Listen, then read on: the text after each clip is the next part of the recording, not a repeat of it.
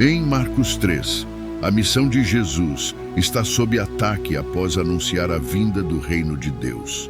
Ele começa a curar os doentes, expulsar demônios, ensinar com autoridade, chamar discípulos e até perdoar pecados. No entanto, apenas alguns estão felizes com ele. Alguns ficam furiosos. Em Marcos 3, versículos 22 ao 30, os escribas lançam dúvidas sobre a origem da autoridade de Jesus, afirmando que ela é derivada de Belzebu, o príncipe dos demônios, Satanás. Os escribas não achavam que ele estava louco. Ele foi acusado de expulsar demônios pelo poder de Belzebu. Belzebu significa Senhor das Moscas ou Senhor da Sujeira. Foi uma acusação completamente blasfema. Depois de refutar isso, Jesus condenou aqueles que a fizeram. Se ele estivesse expulsando demônios por Belzebu, então Satanás estaria agindo contra si mesmo, frustrando seus propósitos. Satanás tem como objetivo controlar os homens por meio de demônios, não libertá-los dos demônios. Um reino, uma casa ou uma pessoa dividida contra si mesma não pode perdurar. A sobrevivência contínua depende da cooperação interna, não da antagonização. Marcos 3, versículos 23 ao 27. E assim, ele os chamou a si mesmo e começou a falar-lhes em parábolas.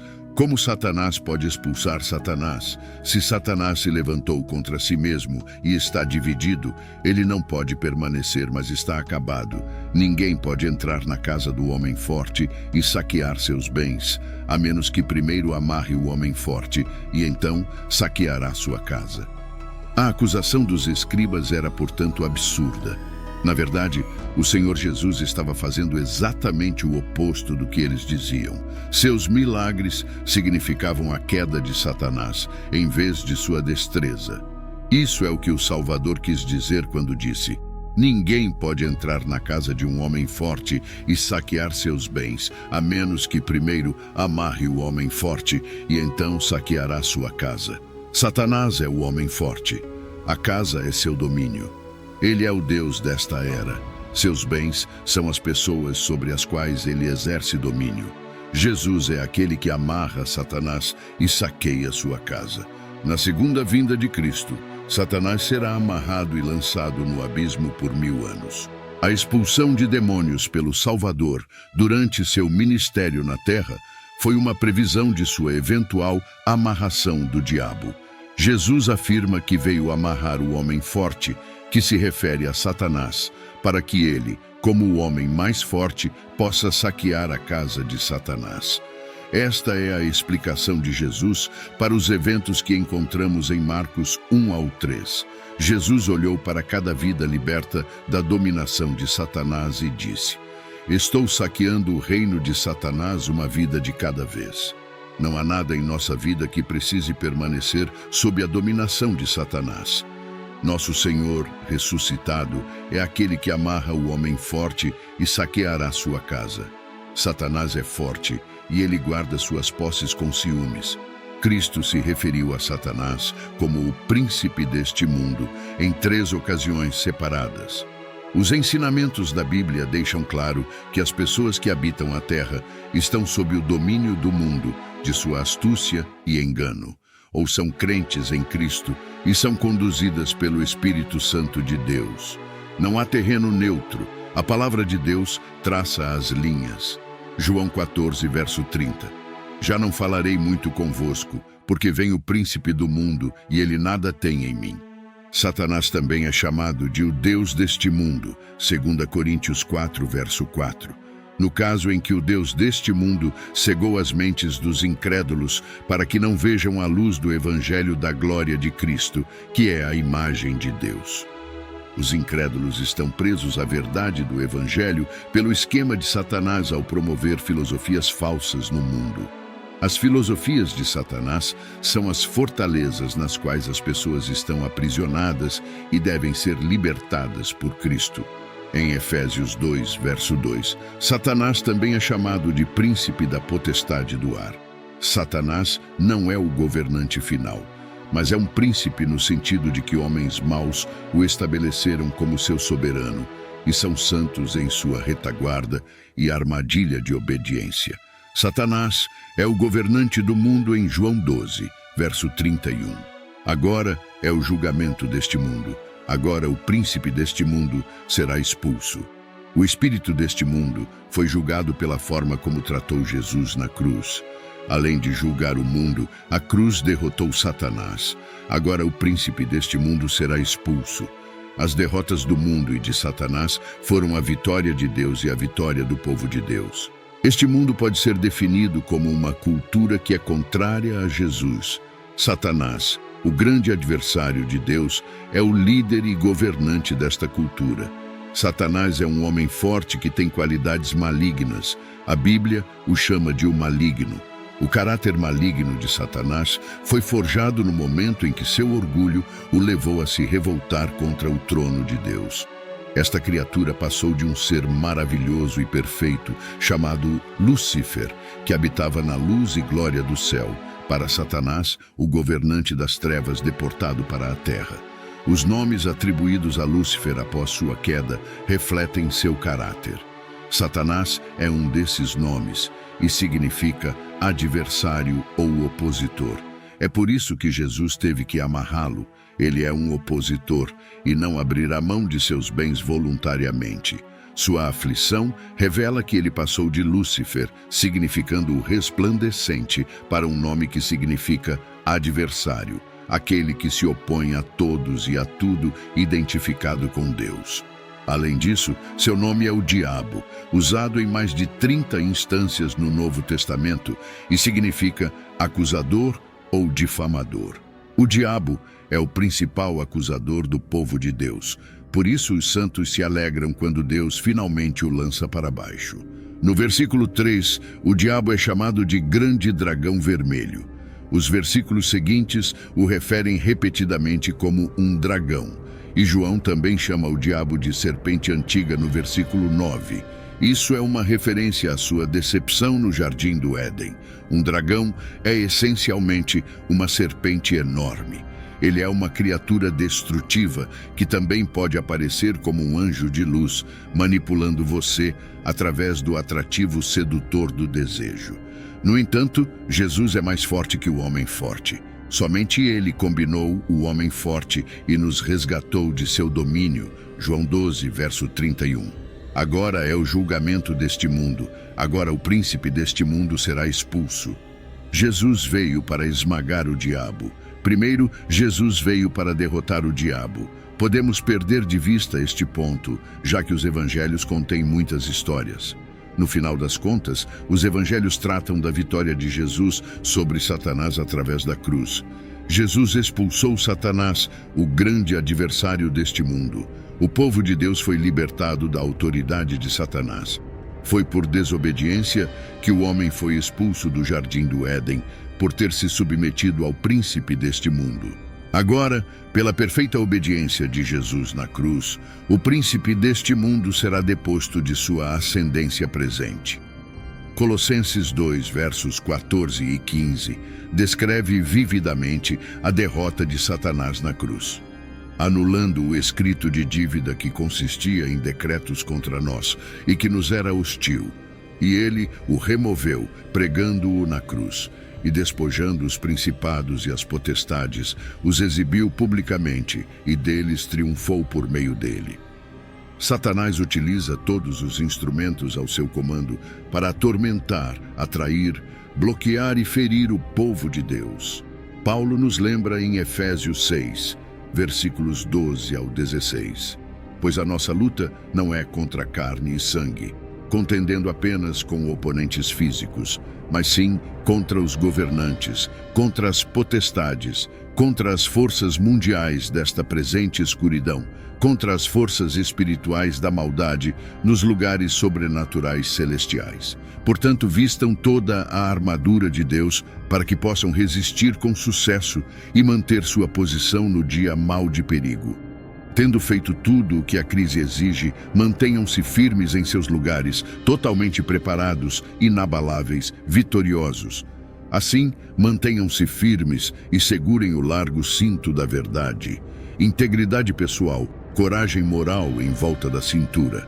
E tendo colocado a couraça da justiça, um coração íntegro e tendo nas sandálias o evangelho da paz, em preparação para enfrentar o inimigo com estabilidade firme e prontidão produzida pelas boas novas.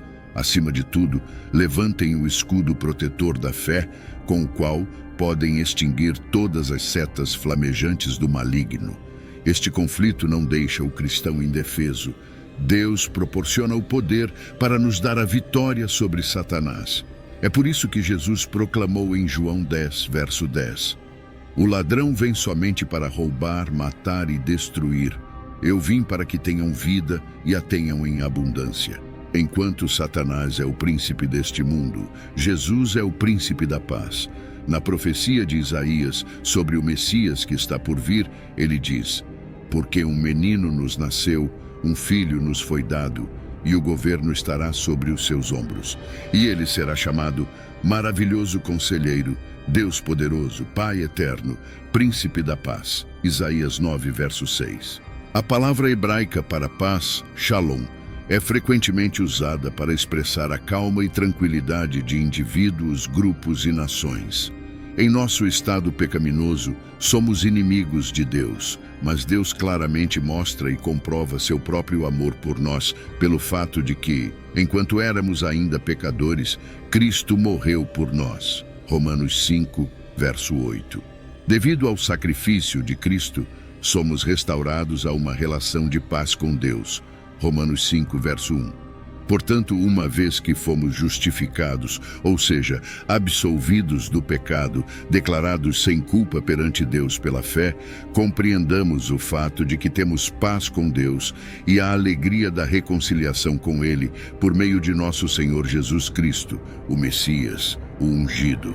Esta é a paz profunda e duradoura entre nossos corações e nosso Criador que não pode ser tirada. É também o resultado final do trabalho de Cristo como o príncipe da paz. Jesus é poderoso e reina supremo. Seu sangue nos concede redenção e perdão. Redimir significa comprar de volta. Éramos pecadores que estavam expostos no mercado de escravos de Satanás para venda. No entanto, Jesus entrou no mercado de escravos de Satanás e nos comprou de volta da posse do diabo com seu próprio precioso sangue.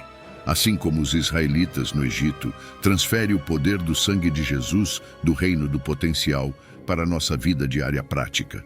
Outra provisão importante do sangue de Jesus é a purificação do pecado. A provisão adicional do sangue de Jesus é a justificação, evidente no seguinte: por sermos justificados pelo sangue de Jesus, recebemos a justiça de Jesus Cristo, não a nossa própria justiça. Outra preciosa provisão é feita para nós pelo sangue de Jesus, uma das quais muitos cristãos não conhecem. Jesus disse: "Toda a autoridade me foi dada no céu e na terra, toda a dominação." Mateus 28, versos 18 ao 20. E relaciona esses versículos juntos: toda a autoridade, todas as nações, todas as coisas, todos os dias. O poder nas mãos de algumas pessoas é perigoso, mas o poder nas mãos de Cristo é abençoado. Deixe-o ter todo o poder. Deixe-o fazer o que quiser com ele, pois ele não pode querer nada além do que é certo, justo, verdadeiro e bom. Nós cremos neste poder e descansamos nele. Não buscamos nenhum outro poder. Desafiamos todo outro poder. Sabemos que nossa impotência não impedirá o progresso de seu reino. Damos todo o nosso poder a ele. Não apenas ele tem domínio sobre todas as ovelhas e bois, assim como todas as aves do céu, peixes da água e qualquer outra coisa que percorra os caminhos do mar. Mas ele também tem autoridade sobre a morte e o Hades. Isso ocorre porque o homem glorificado recebeu essa autoridade, para que ao nome de Jesus se dobre todo o joelho dos que estão no céu, na terra e debaixo da terra, e toda língua confesse e reconheça abertamente que Jesus Cristo é o Senhor, o Deus soberano, para a glória de Deus Pai. Filipenses 2, versos 10 e 11.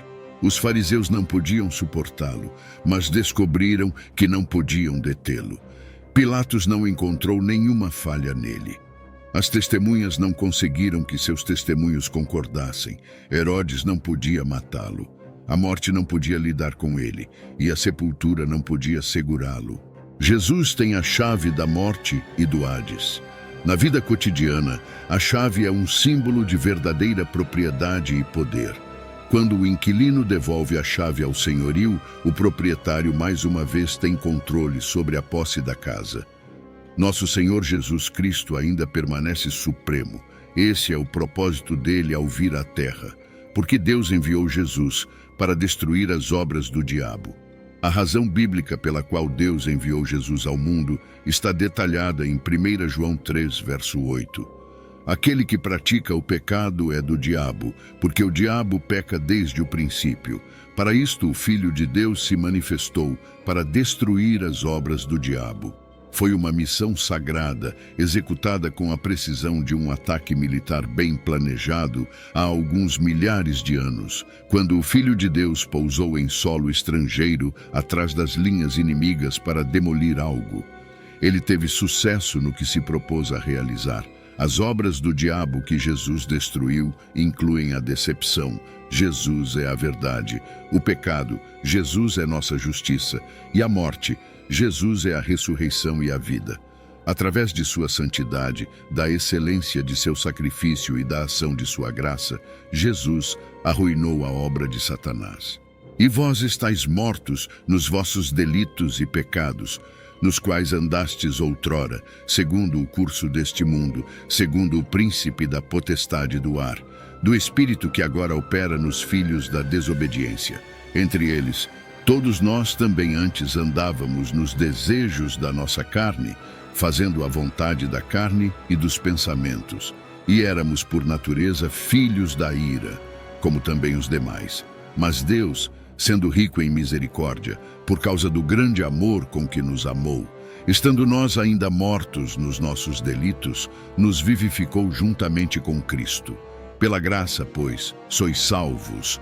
Efésios 2, versos do 1 ao 5. Portanto, visto como os filhos são participantes comuns de carne e sangue, também ele semelhantemente participou das mesmas coisas, para que pela morte aniquilasse o que tinha o poder da morte, isto é, o diabo, e livrasse todos aqueles que, com medo da morte, estavam por toda a vida sujeitos à servidão. Hebreus 2, versos 14 e 15. O plano do diabo é sempre para o mal. É por isso que Jesus amarra o homem forte. Saulo de Tarso não estava destinado a se tornar um missionário para os gentios, de acordo com o plano do diabo. O diabo tinha um plano para o carcereiro de Filipos, mas não incluía viver até a noite e ser salvo e batizado com toda a sua família. À medida que a vontade de Deus se realiza através de nós, os planos de Satanás continuarão a falhar e ele, eventualmente, será enviado para seu terrível lugar de tortura. Mateus 8, versos 28 e 29. Quando chegou ao outro lado, a terra dos Gadarenos, foram ao seu encontro 2 endemoninhados que vinham dos sepulcros.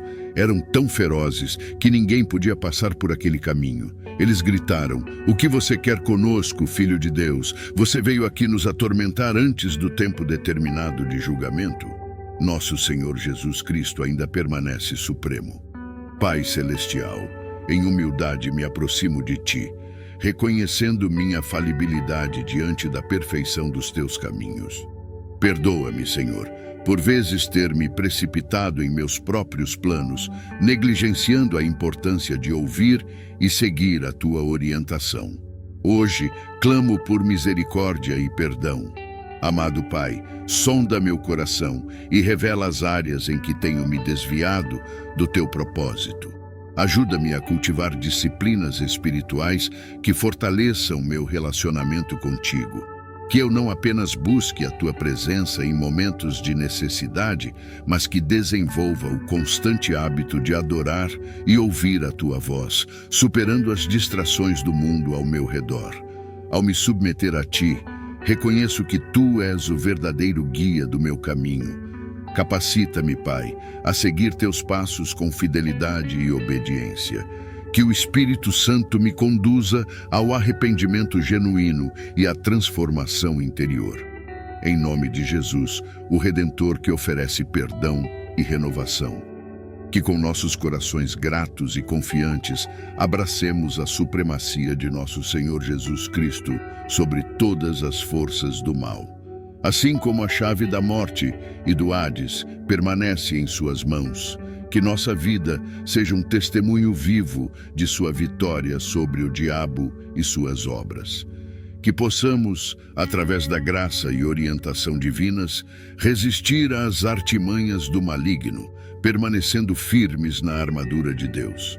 Que a paz de Cristo, o Príncipe da Paz, encha nossos corações e guie nossos passos. Que a alegria da reconciliação com Deus, conquistada por meio do sacrifício de Jesus, seja a luz que brilha em nosso caminho.